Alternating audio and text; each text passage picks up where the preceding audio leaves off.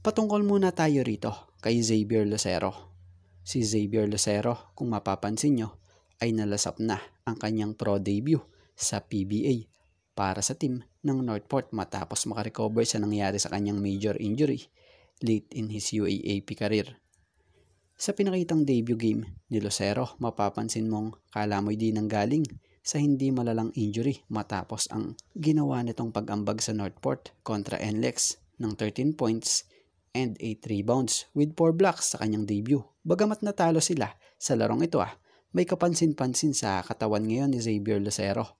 Sa mga hindi nakakaalam sinadya ni Xavier Lucero na magdagdag ng timbang bilang paghahanda na rin sa pagpasok niya sa pro. Dahil ninais talaga ni Xavier Lucero na pagtungtong niya ng pro ay mas magiging malakas pa or maging malakas pa siya. Bukod nga sa opensa kasi na kaya niyang itulong, pinaghandaan niya rin ang depensa na alam niyang magiging malaking tulong para sa team. Dahil sa alam niya na mas physical ang laro dito sa pro Kaya naman ngayong tuluyang ginagamit na nga siya sa Northport, gagawa na niya ng mas maayos at mas malakas ang trabaho na pinagagawa sa kanya sa Batang Pier as player. At bago nga ang lahat, baka naman po pwedeng makahingi ng isang subscription para sa ating channel or paki-follow na rin po kung nagustuhan nyo ang ating mga basketball update. At kung ito na may makakabigat para sa inyo, kahit isang like and share na lamang po. Maraming salamat po. Speaking of Justin Brownlee, marami nga ang nagulat kahapon pa nang biglang may lumabas na mga video footage na nag-e-ensayo si Justin Brownlee, ang tinaguriang resident import ng Barangay Ginebra and Gilas, Pilipinas naturalized na tinuring na ring bayani. Kagaya na lamang sa nilabas na video footage sa Instagram post na itong kapwa teammate niya sa Ginebra na si Von Pesomal. Credit sa video na to ni Von at syempre kay Justin Noypi Brownlee.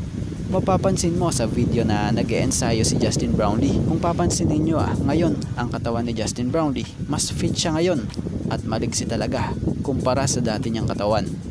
At dito naman tayo sa video or live FB footage ni Ginebra Boys Ball Ballers. Credit sa iyo Sir Ginebra Boys Ball Ballers para sa reaction or opinion natin dito. Nakakatuwang makita na ganito pa din kahambol ang isang Justin Brownlee.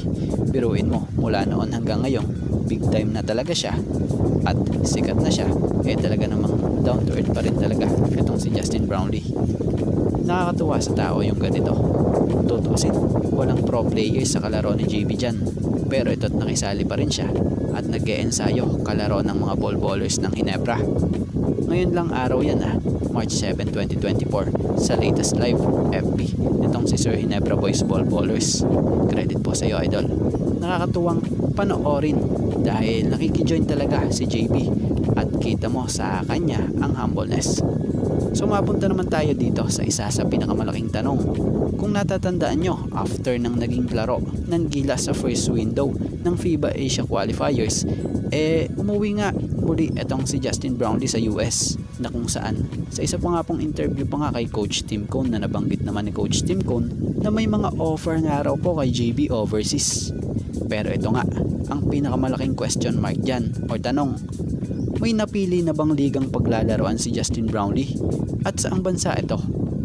Or kaya ba nandito sa Pilipinas ulit si Brownlee dahil mas pinili na lang ba ni Brownlee na antayin na lang ang muling paglalaro niya sa Gilas at dito sa Barangay Ginebra?